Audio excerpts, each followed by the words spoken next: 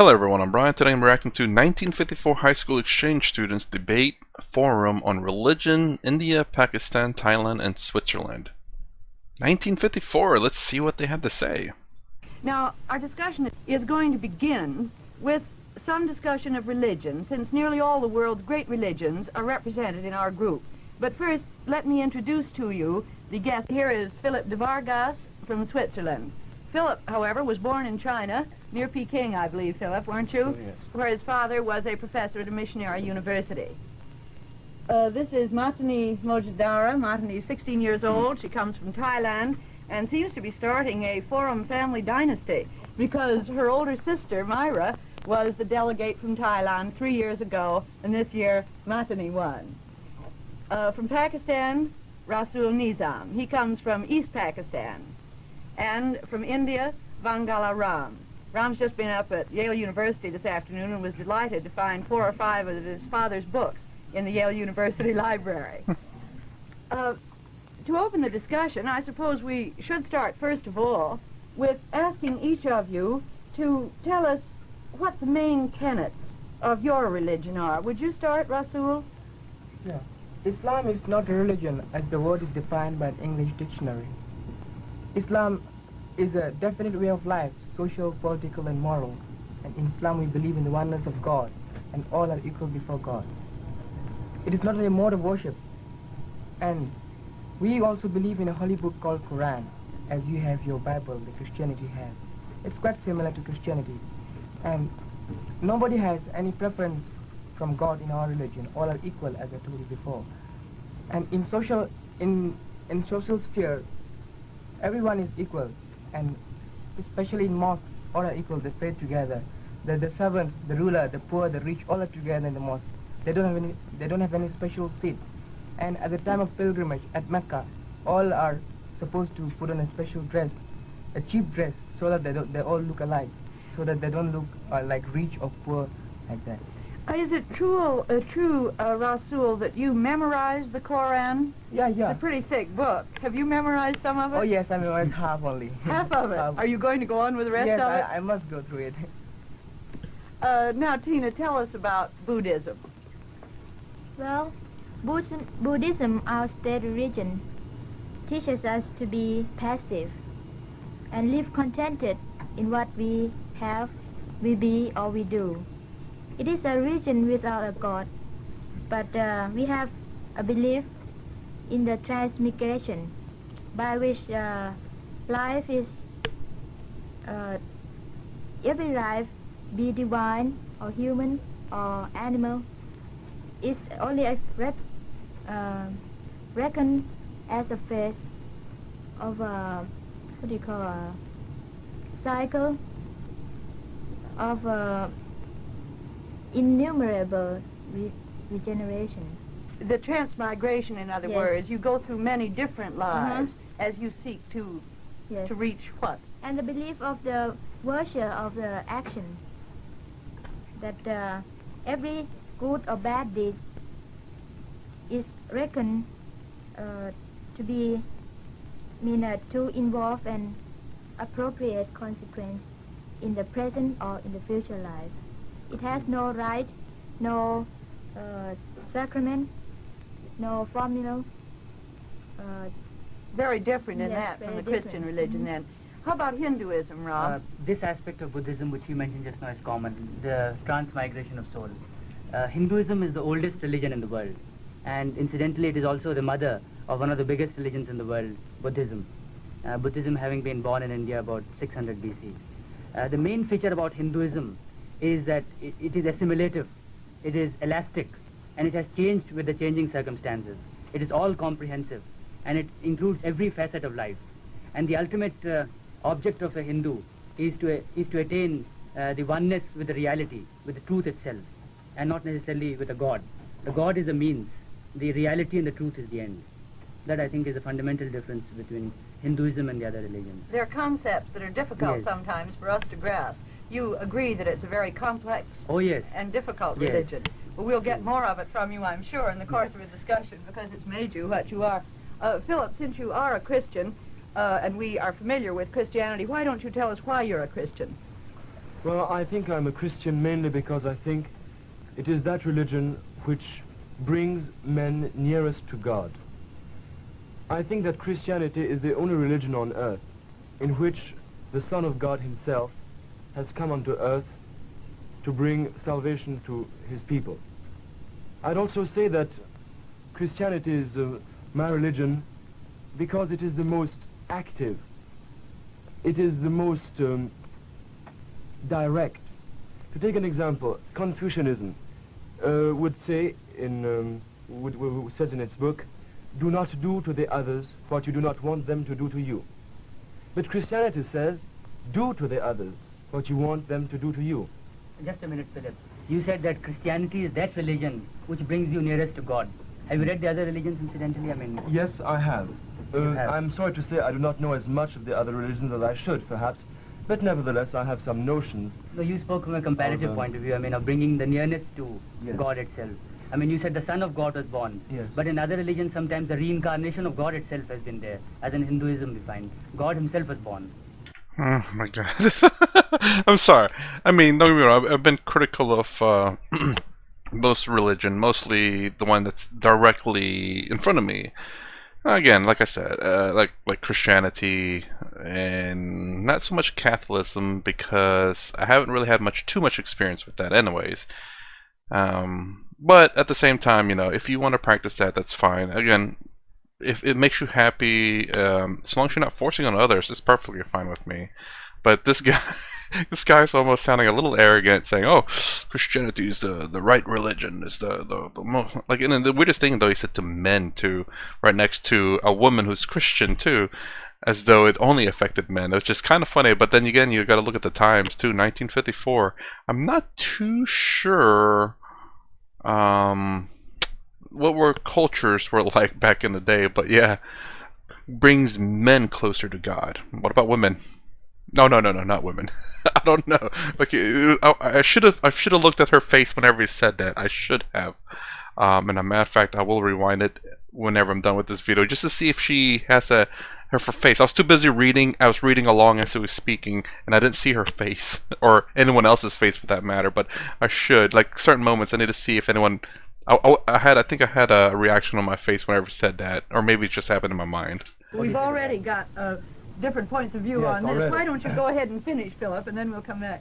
Well, I'd say that I wonder, I'd like to ask you the question, I do not say it's a fact, but I wonder if the fact that Christianity looks forward more than other religions, because many religions of China, to take an example, are based on the past, on the sacrifices to the ancestors, whereas the Christian religion looks towards the return of Christ on earth. And I wonder if the fact that Christianity looks forward, does not explain partially the fact that just now it is the Christian countries over the world who seem to have the leadership. I would like to know what you think of that. Well, that is simply because the question of deciding whether you rank the material values to be higher than the spiritual values, in the sense that in the other religions, the material values have been very low in the hierarchy, and they in fact sometimes imply the negation of the material values. For example, one of the customs of the Hindus is to drop milk in the holy river at one time in the year. Now that is definitely a negation of the material value, and therefore we are not materially advanced. In what sense do you mean advanced? Very true there. And what the other guy, I mean, don't get me wrong, he sounds arrogant, but he doesn't seem to be that way, but he does sound it. And it's really weird that it says compared to the other religions to the world. I think that's a very wrong thing that he said. I think he should have said compared to the religions that I know of or that I've studied, which is very much, he said he was born in China, so whatever religions that were in China, perhaps not religions, because I don't know if China has necessarily religions, but again, different time. But yeah, I mean, it would have been fair enough to say, compared to the religions that I've studied, Christianity, so and so. But when it says compared to the rest of the world, which he did not study, that's a problem. Wordings matter there. Also, it almost sounded like saying, "Oh, why the Western world's so advanced," which I'm sorry, the Indian person here was very much right. It's the fact that in Western society, external things are very much the focus. And one of the comments that was left in my YouTube videos that I remember reading and will forever stick to me: if you want external success, look to the Western world. They do external things great. If you want internal success, look to the Eastern world. And very much so. It's best to have a balance of both, because you want to make sure you're externally succeeding as well as internally succeeding. And if you succeed in both, that's freaking fantastic. Well, you think, if I understand what you mean, you say that if one country is a leader, it is simply due to material facts. Yes. Don't you think that the ideas of the people in that country have some importance, and that the religion can have some influence on the ways of life and hence on the acts of those people? No, but what is the criterion in determining which is more advanced? I mean, Well, I I think did it, not, excuse me, I don't think Philip said more advanced. What my understanding is there any relationship between the way of life in East and West and the dominant religions in those two areas? Is that what you're asking, Philip? Well, yes. Both, what she said is very much, what she's saying is true, the fact that one focuses on another, but also what he's saying is very much true, where there's a much more intense focus on internal success versus external success from certain religions, where in his religion, it's very, well, it's not necessarily his religion, but just in Western culture, whether that be religion incorporated into it, it's very much external success versus internal success. So, and at least from the certain arrogant Christian people who are very far into their, not all Christian people, of course, but the certain, like the very extreme ones, want to show that they're very devoted. They want to show, it's like, hey, look, I have the cross here, and right here too, then the chain, and then I remember going to a grocery store. It's like, oh, I remember someone walking by. It's like, oh, there's people not putting up the Christmas lights for Jesus, but I did. I'm like, what? Putting up Christmas lights doesn't show that you're more devoted or not. Has nothing to do with your devotion to your religion. It just, you can put up Christmas lights if you want. It's and I think he's very much right. It makes me wonder now, is Christianity should be in a sense internal too, to devotion to God. Very much so. It's not arrogance to the outside, but somehow in Western culture, perhaps so far, I have a feeling it's going to be spread everywhere too anyways. There's a lot of, actually the priority is spread. It's not just Western thing. But anyways, the religion has become externalized a lot to show off your devotion. Which is the example I gave. That was part of it. At least I was rather I saying agree that... with that part of it. Well, you see, I was wondering... Hold on, gotta rewind. I said arrogant. I was rather I saying agree with that... that part of it. Well, you see, I was wondering why, just now, it is the Christian countries mostly which are the leaders in the world just now. Well, you see, to take an example, India is playing just now a rather passive role, whereas America, to take an example, is one of the leaders. I was in what wondering... sense? I mean, leaders in what? Leaders- Spiritual leaders or? No, I was not speaking of spiritual leaders. I was speaking rather of political leaders.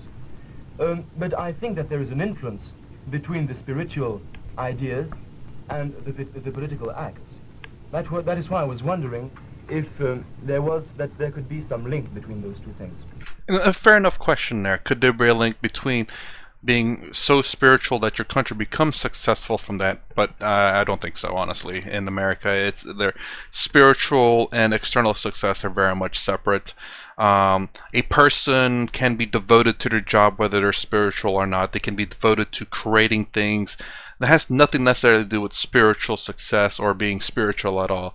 A person's devotion to doing things can be just something innate in them. Some people love creating things. Some people love working on things. Some people love discovering new things. Not necessarily have to be linked with spiritual things, in my opinion. But it helps. It can have a link, but not necessarily. Well, I think that really there is no scale by which you can judge any leadership at all or any degree of advancement. That is entirely a subjective determination, and in that sense it must be hypothetical. Rasul, would you, representing Islam, That guy's pretty freaking smart. I like him a lot. So, I mean, don't get me wrong. I don't know if I don't think he really got offended, but he's very much true. Like, what are you measuring the success in? And he's measuring, and again, he was pretty clear. It's like material success or material advancement. But the funny thing is, though, I don't mean spiritual. He means political, which the question was in terms of, I believe it was spiritual success or spiritual leaders. Was it her or maybe him? But he went from spiritual success to material success, which he rightfully pointed out. By Phillips. I think if I heard him right. Implied statement? Yes, like in my religion, people of my country, Pakistan, they're very religious minded. Well, you can never imagine if you don't go to Pakistan. For instance, like communism is spreading in Southeast Asia like anything, but communism could not make any headway in Pakistan because Pakistani people are very religious minded. How do you prove that your people don't have a kind of appreciate in communism? How do you prove that everybody has that kind of mind? Oh yes, because people, I tell you, people are in my country are very religious minded, and like communism, what is the basis of communism? There's a denial of God, and in my religion, in Islam, we believe in the oneness of God, and communism can never influence people. Yes, we have that fear, but not for the time being. We're quite happy. But yet we are educating the people because almost all the people are illiterate. But I know that for the present, I mean, for about 50 years, communism can never influence our people. They're very religious minded. All right, Philip. Rasul, you said that, well, one of the bases of your religion was equality between the people. You said that the king would worship at the side of his servant. That is perhaps true. I'm sure it is true in the mosque, but is it true in the everyday life? There are tremendous differences in the fortunes of the people in your country. Some are very rich, others are very poor. If you really want equality, I'd like to ask you why the rich would not give to the poor.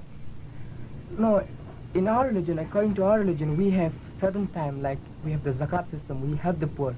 And we agree that, we admit that we are not what you call equally true, I mean, in social life. Just spiritually, we are all equal.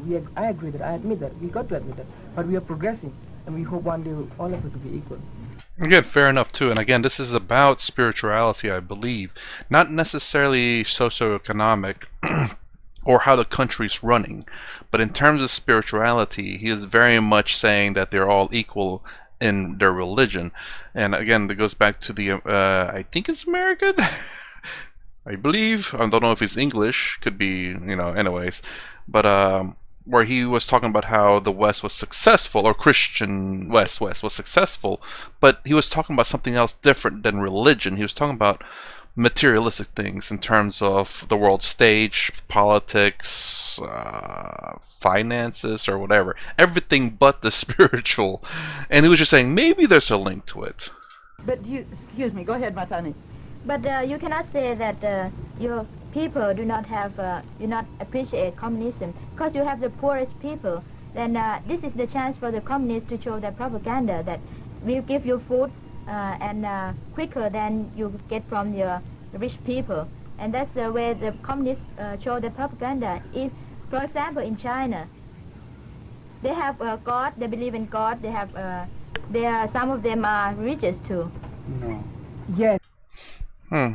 Talking again something different from spiritualism, spirituality. Spiritualism. Interesting. Talking about more like the politics and stuff of people, and I wonder what she's trying to say is the fact that because people are so vulnerable there that communism can sneak in and say that, oh yeah, you can believe in God if you want, and then sneak in and have a dominant power in that region. And then once they have a lot of power, switch the control to saying now you cannot believe in God, because once they've gotten hold of the country, now they can say that no, you can't believe in God. Whereas they say, oh yeah, you can believe in God just to get in, just to get the foothold in, to gain power and to rise to power, to kind of cartel to what people want until they've been given the power, and then to take away what they want and saying I am now the power. But in my country, the people are very religious-minded. I mean, I cannot explain to you. It's very hard. I mean, it's strange to the Western world and especially to other countries too. People are very religious-minded, and I mean, they believe in the oneness of God, actually, before they believe in the oneness of God. And communism, I mean, the very first law, I mean, they say they don't believe in God. That's an individual concern. So people, they rather die than to accept communism. Maybe Ram can clarify this a little bit more. He comes from a neighboring country to you, Rasul. Yes, I think the same factors operate here in India too. But Mathani, your point is this.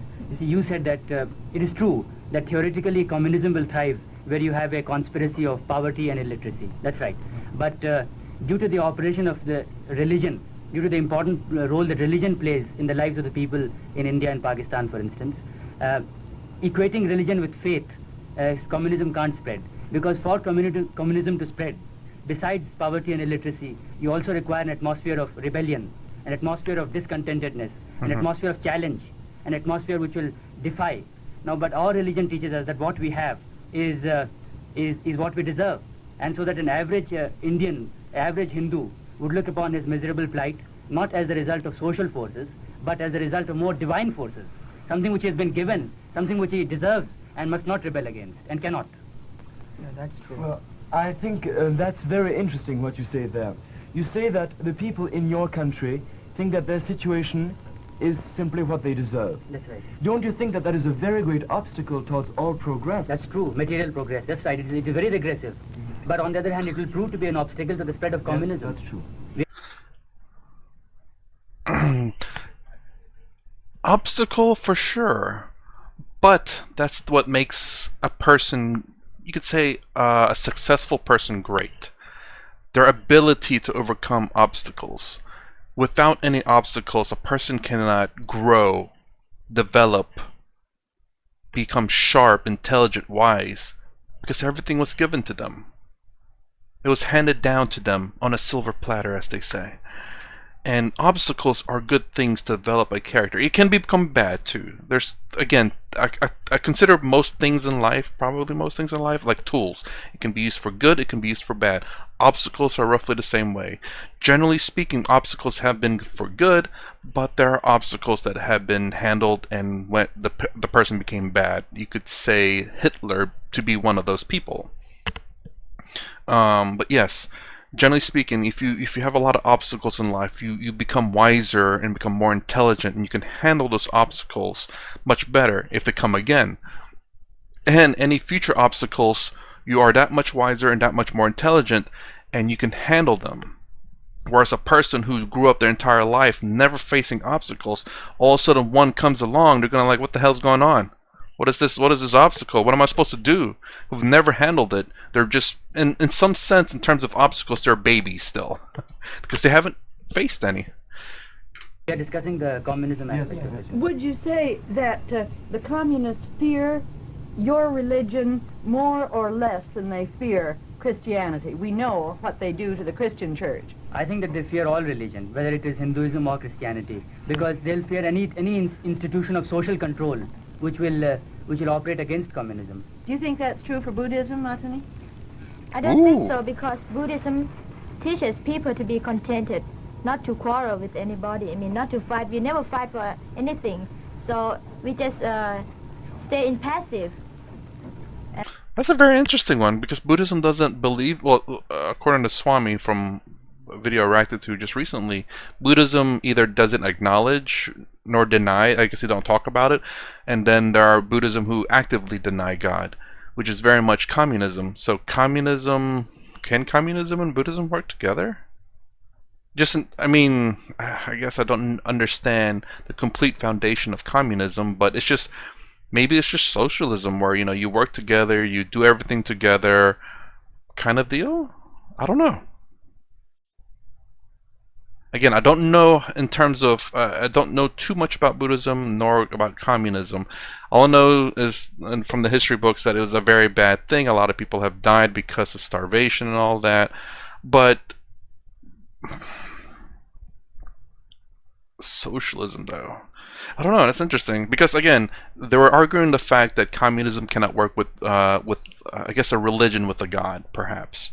But Buddhism don't believe, well, I don't know if any of them do believe in a god. I've heard there are some Buddhism that believe that Buddha was a god, but I think originally Buddhism was supposed to be without a god, I believe.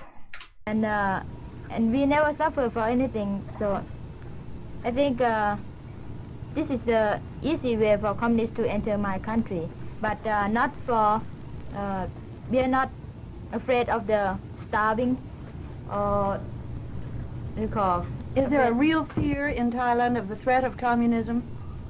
Not for the food, because our country is fertile, but for the government, we are fear of it. You fear that they may come down from... Yes. Well, what do you think is the best way to prevent that? If your religion won't prevent communism coming in, what is the answer in a country like Thailand for preventing the spread of communism? See, that's a hard question. I feel for her. I mean, it is a hard question. Like, I don't know anything about Thailand nor their culture, even if it's Buddhism. I mean, the saddest, I don't know if the saddest thing, but a sad thing is the fact that if you're very passive and you don't fight back, you're easily controlled. Because if you don't defend or fight for what you believe to be right, then someone will come and take it from you. And that's kind of the problem with being a pacifist, you know. But I think now you have to prevent in Indochina first, because there's a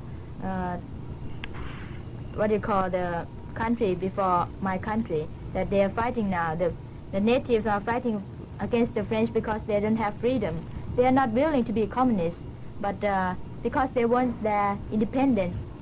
So they just, this is the chance for communists to give, to show their propaganda that if you are in my side, I give you food, I will give you armament. Do you think we've been making any headway, nations of the West? We all want to prevent communism from spreading in Asia, as you want us to, I'm sure. Do you think we've been doing a good job? Oops, I meant to pause it before she talked about that, but yeah, again, I guess the only way as a pacifist to win in terms of, it's not by war, obviously, because they're pacifists, but by voting in government, which is what she pointed out, very much fair. And other than that, though, if they come in with the military, I guess that's kind of it, and they show force that way. I'm not sure. I don't know. I don't know if there's any Buddhist religion or Buddhist subsections, I guess, that permit violence, which I don't think so. So without an external factor coming in to free them from that, outside of just political voting, I guess their country may be susceptible to being a takeover in terms of military power, though. Let me rewind that. Because that's what you point out. The lady there pointed out about the fact that I'm sure that you want the West to come in to fight that, because they're pacifists. They don't fight, so they would need other people to fight for them. Do you think we've been making any headway, nations of the West? We all want to prevent communism from spreading in Asia, as you want us to, I'm sure. As you want us to do. Do you think we've been doing a good job in the last 3 or 4 years? I think it's not enough for the last 2 weeks. You prevent more armies, more, what do you call, machine, more things, and you wreck the land. What do you call?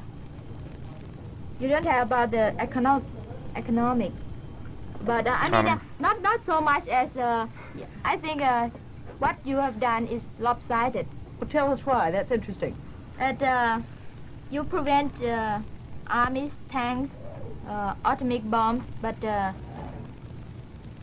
don't care about the economic very much. I mean, is that true in India? No, that's not true. In India, you have been given essentially economic aid, and you have not been giving military aid, perhaps because we don't want military aid. And but there's one thing which is very interesting. While it is true that communism must spread where we have poverty and where we have illiteracy, now I emphasize the second one. It seems to be that communism seems to spread only where there is education.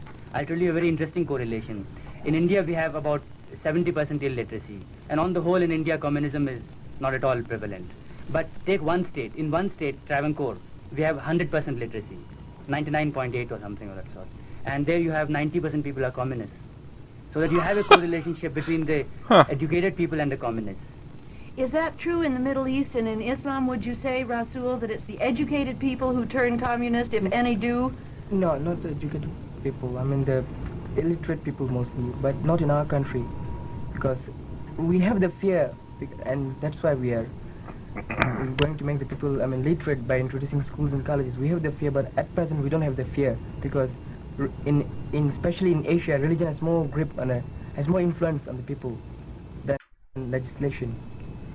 That's very interesting. 100% literacy in the one particular area, I guess in India, but it has 99.8% or 99%, 98% communist.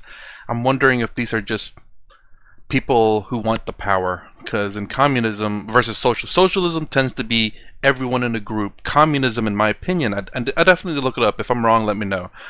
Tends to be a governmental power, people on power controlling everyone, saying that everyone gets equal. There's a government controlling the power, whereas in socialism tends to be the group of people controlling the power. And maybe this literacy, because they see an opportunity, maybe they're opportunists, I don't know. Maybe they're seeking the power, that the power, or maybe they know that, you know, communism is going to work. I'm not sure how to think this, but communism work in their area, that because they're literate, they can control the illiterate people and make them do things, and hopefully maybe bring them up to power, or use it as a good power or a corrupt power. Is communism good? I don't know. It's never worked so far as I can tell. I don't study history very much, but the history that I do know, it's been pretty bad. It promises a lot of things but doesn't deliver, as they say. But anyways, yeah, that's very interesting. And his part is kind of the opposite, where the literal part of the country is mostly communist. I'm just wondering whether they just wanted the power, whether they believe if they can control the people, they can raise up at least their surrounding neighborhoods, because they know things and they just need people to listen, to do what needs to be done, so they can raise up the population. Or yeah, the bad one, do you just want power, or the good one where they just need people to follow so that they can raise everyone up? I don't know. Let me ask you this. Since you represent so many different religions and yet have things in common, do you think it would be a good thing if all the people in the world believed in one religion? I think so. That's a good idea. Otherwise, Pakistan would not have been separated from India. Well, should we all be Muslims? I mean, we should have one common religion for all. Well, what would it one be? religion. Islam? Not Islam. We should, choose all the good, all the important points of all the religions and make one religion. And How can anybody has the same religion? Because everybody has different belief. They should choose their own religion, but every religion teach everybody to be good. Let's not make war over religion. But we have the fundamental. Because every religion teach people to be good, to love thy neighbor, do not make enemies. That's a Buddhist point of view, certainly. Yes, speaking. and Yes, Philip. Wait, especially All right, Buddhism teaches us to be contented. Content. Well, I think that what Razul was saying is not very practical, let us say, because what religion would we choose? I think that all of us, well, we Christians, we know what we want, and we do not want to give away many of our most important points. You are the same, and that's quite normal. I think that it's a bit too idealistic to want to have one religion over the whole world. But I think what we can do is to have a federation of the different religions. Well, to take an example, I think we should form what we could call a sort of body. In the body there are different parts, and they play different roles. My hand does not play the same role as my foot. Nevertheless, they are united. It is the same thing, I think, for religions. Some of your religions answer certain needs. Other religions answer others. But I think that if we have unity of action, then it would be quite good, without having unity in everything, because that is impossible. Well, I mean, that's very idealistic as well. I mean, don't get me wrong. No matter what, I mean, most religions. I'm assuming most religions aren't fighting anymore about it anyway. But then you have the extremist group who are in fact trying to push their religion, and that's where the real problem is. It's not necessarily the religions themselves, but the extremist people, the extremist groups. They're the ones that are trying to fight because of religion. I mean, you look at America and most other secular nations, you know, there is fighting in America, but it's not only religion, that's the thing. So, you know, even if you get rid of all religions in the world, there's still many other things they fight about. So, you know, you're not really solving a problem. the bigger issue is not religion, but how do I say? I guess Advaita Vedanta points it out very well. Maybe it's the ego. The ego itself is the problem. Having 50 billion different religions isn't going to be a problem unless the ego gets removed. Then you can have 50 billion different religions and no one's going to fight just because everyone's content, everyone has their ways, everyone is not going to interfere with other people, no one's going to push their religion on other people, no one's going to force their way into anyone, to force their religion on anyone, you know, so. Philip, you're trying to use a political principle into religion, and that can't work. I mean, politics you have federations, but I never heard of federations in religion, and I just think it won't work. Dude's freaking smart as a lot. I mean, woo, he makes really, really good points. I really like his perspective and things. That's where you are wrong, because there is a federation of all the Christian churches, even though they are very different one from the other. I do not see why that would be impossible on the whole world, owing to the fact that the basic facts on each religion are the same. Actually, Mrs. Waller, to revert to your former question, should there be a common religion for the whole world? It's a contradiction in terms. Because religion means that there is just one religion. Every follower of one religion believes that that's the only religion. Yes. Because otherwise you wouldn't believe in it. And all religion has a fundamental aim which is common. And since the aim is common, all religion is one. And therefore these differences are just, I believe, a difference in nomenclature. But as a Hindu, you could scarcely ever be anything else, could you?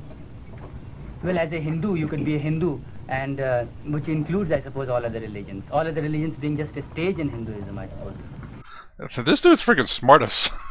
I can't help but point it out. He's so articulate and everything. He knows exactly how everyone's trying to point out things. He's very much the white dude. I guess he's American. I don't know if it's British or American or wherever he's from. I think it's American. Anyways, he's going very political. He's talking a lot of politics, not so much on his religion. The Muslim person is very much, you know, he's very pointing out that, you know, everyone's equal in the eyes of God and Islam. Sorry, well, Islam. Muslim is the person, Islam is the religion, and I feel kind of sorry for the lady that's Buddhism. She's very articulate, and there's, of course, you know, maybe that's not her first language, and she's doing a very good job of explaining her point. But the fact that Buddhism is kind of in this situation where, you know, it cannot fight back, so they have to depend on whatever the opposition is to fight in their equal grounds. If it becomes militaristic, then their Buddhism kind of is going to fall short on that because they're pacifist. And this guy freaking just nailing on the spot with what everyone else is saying. And the fact that, again, in terms of Hinduism, like he just stated, is the fact that, you know, all religions are paths of Hinduism, all seeking, you know, either bhakti, which religion is bhakti yoga, you know, and it's accepted in Hinduism. Well, since you're all students, let's go to one other step in this matter of religion. Could you tell us, in your countries, what role, if any, the church plays in education? I know it's different in nearly every country. How about Switzerland? Well, it does not play a very big role. Naturally, there are Catholic schools. There are also some Protestant schools, but there are not many of them, I must say. And it does not play. The church does not play a prevalent role in. Would you say there's as much religious tolerance in Switzerland as there is in the United States? Oh, I'd say there is even more, because that is due perhaps to the fact that in Switzerland everybody is part of one minority. Either part of we speak 4 different languages, and either one is part of a linguistic minority, either part of a cultural minority, either part of a minority, ethnic minority, and that is why I think we have a great understanding for the other minorities, and nobody tries to oppress the other groups. I don't know about that one. I would have to fact check him on that. Switzerland. I am dumb here. Anyways, forgive my dumbness throughout this entire video by talking about this person. The Switzerland guy. I don't know their names. I am terrible with names, but anyways. But I don't know about that. I mean, that's pretty interesting if what he says is true. Again, I definitely have to fact check that. Switzerland is, I think, is very much, was it monogamous? Not monogamous, monogamous? Homogenous. That's the word I'm looking for. I don't think they have a lot of other races in Switzerland. I think they're very homogenous. I think same with Thailand, Pakistan, and India, I believe. And meaning that people in India are mostly Indian, people in Pakistan are mostly Pakistan, people in Thailand are mostly Thailand, and people in Switzerland are mostly Switzerland. Whereas America is, most Americans are not from America or hasn't been from America for the longest time. America's only 200 years old, and there's a lot of, most people are American, but just an American in terms of citizenship. There's Hispanics, there's Asian countries, European countries, Middle Eastern countries in America. So it's not homogenous as much. But yeah, minorities, 4 languages in their minority. I don't know. I'm sure an American student on the program would challenge you, saying that there is more religious tolerance in Switzerland than there is in the United States. But let's go on and get a point of view from your country. Very much so, because I think I don't know how many religions they have in Switzerland. I don't, again, because they're probably a very again, I fact checked all this, please. But I think Switzerland is very homogenous. That they don't have a lot of other religions. I think how diverse your country is in terms of just other countries and stuff like that. Well, and so long as you accept them, of course, that it becomes where you get other points of views, other religions and stuff. Countries. Is there is the church? What is the extent of the church in education? I don't know in what stage of history you're referring to, because most of these 4,000 years of our history, 4,000 years. Well, right now, today, Ram. Well, now it is that it has disintegrated. I mean, the old system where the Brahman, that is one of the castes, the first caste, had the function of teaching to the others, and therefore our literacy standards are very high. And because the father is to teach the son, or they is to be sent to a boarding school, which is not exactly a school, but with a teacher, with the Brahman, and live with him and then come back. And that, you see, gave a very good development of personality. But that chance disintegrated. So that now we have high literacy because we have neither taken to the Western standards and have done away with our old. Oops, sorry, I'm going to rewind that. So that now we have high literacy because we have neither taken to the Western standards. We have neither taken to the Western standards. And have done away with our old traditional method of education. Like in our country, we have every boy and girl at the age of 5, they're supposed to learn about the religion. They're being taught by their parents. Then they're being sent to schools. In schools, like in public schools, we have some special periods to learn religions. But there are some schools, they only teach you about religion. That's one point why the people of Pakistan are quite religious-minded. About our country, the first education the people have is from the temple, from the priest. That before we change the government into constitutional monarchy, we have absolute monarchy, which women didn't have equal right to men, and only boys go to temples to study from the priest, and that's the first education they have. And But now we have compulsory education, that we have public school for poor people, for children. Everybody has to go to school and finish primary school. Primary school. it would interest, I think, everybody to know whether Americans are more or less religious than you thought they were going to be when you came here. Well, frankly, before coming, I thought that the Americans were far less religious than they are. After coming here, I noticed that every family does go to the church every Sunday, and the students are keenly interested in the Bible, which even among the Hindus, people are also interested in the Ramayana, our Bible. And this, I think, is, yes, they are far more religious than I expected them to be. Is it, you've been in both public and private schools. Is religious influence the same, would you say?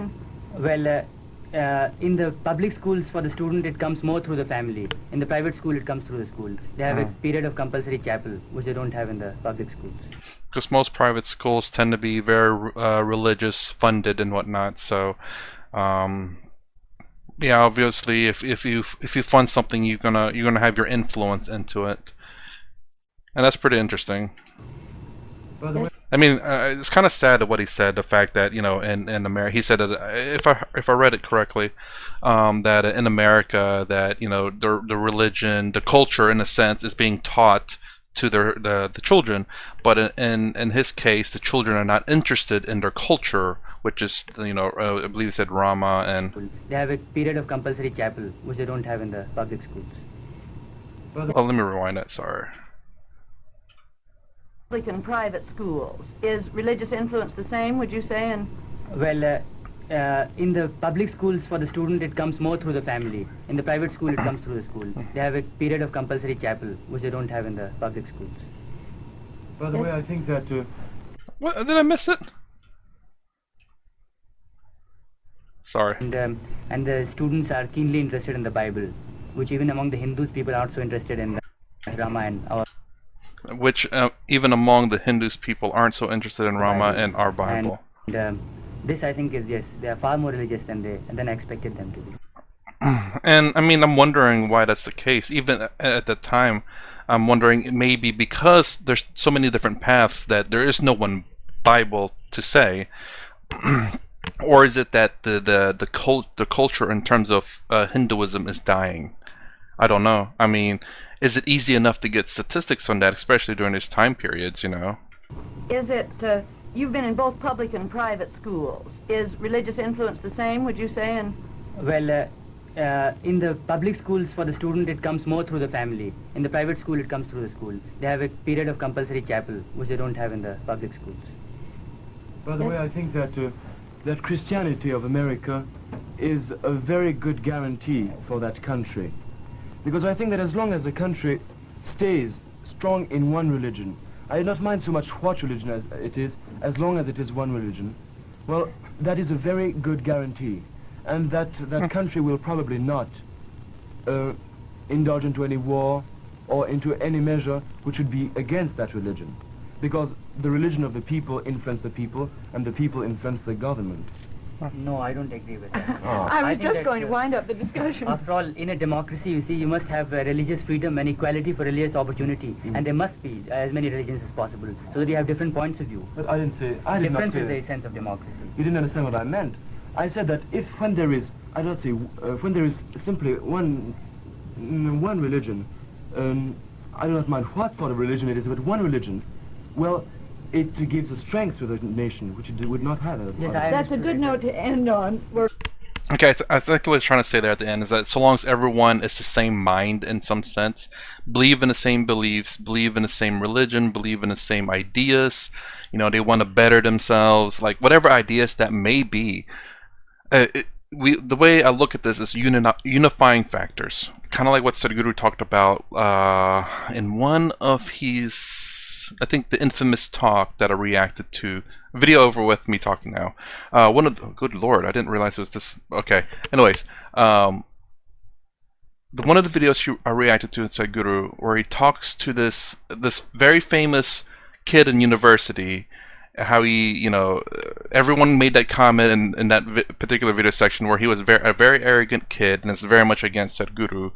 You know, and Sadhguru was talking about trying to unite the nations right now, to unite India.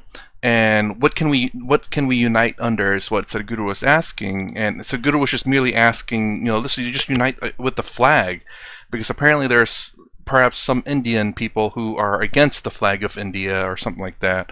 And it's like, my gosh, if we can just unite under one thing, let's all agree we can unite under the Indian flag, and then we can at least get united under one idea.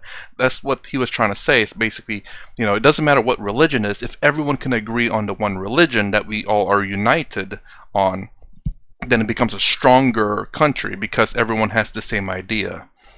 Whether that be the same idea in terms of the flag, the same idea in terms of religion, the same idea in terms of politics, the same idea of whatever. If everyone thinks alike, it's going to be very strong in that area. But what I think the Indian person was talking about is the fact that you can't have that in a democracy. Of course not. But he was making I guess a hypothetical situation where if people are all united in one thing, and this being a religion talk, it would it'd strengthen the country, because then you have no conflict in terms of religion, or if you have no conflict in terms of what United States or whatever country you live in is going for. Everyone's united under the flag, everyone's united to bring up the country, everyone's united to bring everyone out and up into a livable wage, or whatever that is, because they're all united under this one idea. And whether that idea be a flag, a religion, uplifting, removing the poor, feeding everyone, whatever it may be. If everyone can be united in that one thing, it will be accomplished, very much so. Which I do agree with them on that. But yeah, this is so amazingly interesting. The Switzerland person seemed arrogant, but it's just the way he is, I think. The way he talks and the way he presents himself. I don't think he is really necessarily arrogant. I do say, though, he is lacking in terms of how he speaks, perhaps maybe because English might not be the first language. He doesn't know how to use certain words. And like me, even though I don't know if English was my first language or not, I still don't speak it very well. But certain, like, he made a very general term. I mean, don't get me wrong. Like, he may not know that. I don't know. I don't know what he knows and whatnot. I can only make assumptions here. That is saying that Christianity was like the superior, in some sense, the superior religion compared to all the other religions. Even though he admitted that he doesn't know very many other religions, and he was born and raised, born in China, so he knows some Chinese religion. Confuses. I don't know the word for that one. But yeah, this is really cool. Again, seeing things in the past is just very interesting to see what the culture, the ideas, what people were struggling with in the past, and say how it relates to today's times. How much has changed from back then to now. It's always so fascinating. I would say this was very enjoyable. I enjoyed it. I have to go look at some more videos about like debates and stuff, especially just to see again a comparative of times. What were the struggles back in the day? Anyways, that's my reactions to 1954 high school student shades. Again, if you wanted to watch this without my interruption, I should have said this in the very beginning. The link should be in the description. If not, then perhaps copy and paste my title without the react, and hopefully it'll be up there.